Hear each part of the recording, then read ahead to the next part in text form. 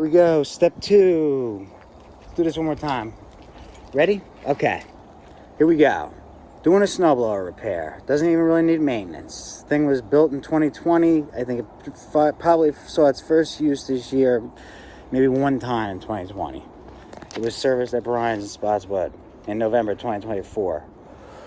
Last snowstorm we had, he told me, it started running rough and then it cut off. Okay. Brought it here. Popped the bowl in the carburetor. Shot carb clean up the main jet and the emulsion tube. Started it. Ran good on 3/4 choke for about a minute. Then it started running rough and wanted to die. Drained all the fuel. Got the tank empty. Looking in here, I see the crystallization from ethanol. So it was ethanol that caused it. So now that I have that old fill out, I'm going to put fresh in, swish it, run that out, clean the main jet one more time with the carb clean, and then start it and see how it is. Probably be good. If not, pull a carb, do a full carb clean on it, including the throttle body where the pilot jet is, and then it definitely will. But that's what happened. They said they're going to be bringing E15 ethanol 15% nationwide coming May. Can't use that in this stuff for a couple of reasons. It goes bad too fast. It destroys the rubber seals and gaskets. And if the machine is still under warranty and they test that fuel and it's above 10%, it voids it. Don't use it. If you can get non-ethanol, that's the way to go. We can't really get that here. Yes, I'm starting to do some repairs now. And that I'm still more on the front end of it with the sales. But as more repairs coming in, I've set an hourly rate.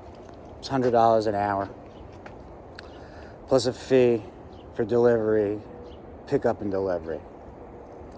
Parts aren't included. And the repair is guaranteed, meaning if what I fixed goes wrong again, it's covered at no cost if I have to deal with it a second time. And if it's something that can't be fixed, too far gone, that means no one else could have fixed it either. If it's at that point where it's not worth repairing, the delivery, pickup and delivery fee, as well as a diagnostic fee, stand. That's the rates going forward as of 4/6/26. It's not negotiable, and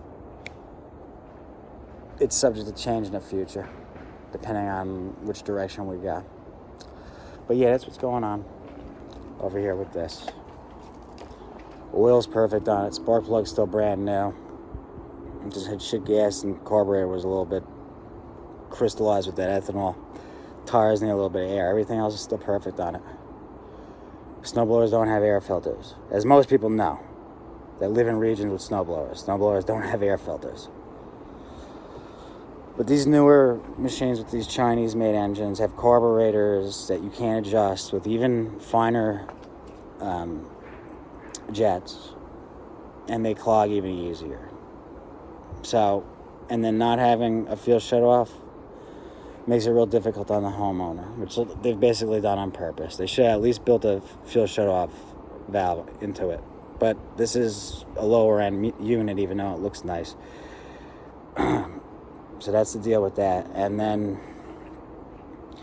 so you have to let it run dry. You have to let it run dry all the way, and then put it on choke, start it, let it kick a couple more times until you get it all out of there. And if you don't, if that gas sits in the wintertime, first of all, in the wintertime, if you get a snowstorm, there's a chance you can get gas that got diluted with water already, because that's what happens. Snow leaks down, and where the tanks are, it causes that to happen. It's happened.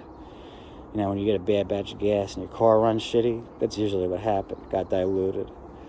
And then in the wintertime, I mean, this ethanol fuel has a shelf life of 90 days, basically, before it starts breaking down.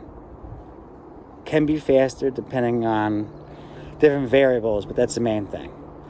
And then these carburetors that are fixed, if you're at sea level, they may run one way, but if you live up in the mountains, they might not run right because you're at a higher atmospheric height, and that affects the air-fuel mix too. So it is what it is. Should be an easy fix, and that's all. I just wanted to share that. Like I said, I don't do too many repairs, but now that I'm, I've got a baseline now, and that's where it's staying. If you can't fix it yourself, and it's still cheaper than a shop, it's still cheaper. So, all right, later.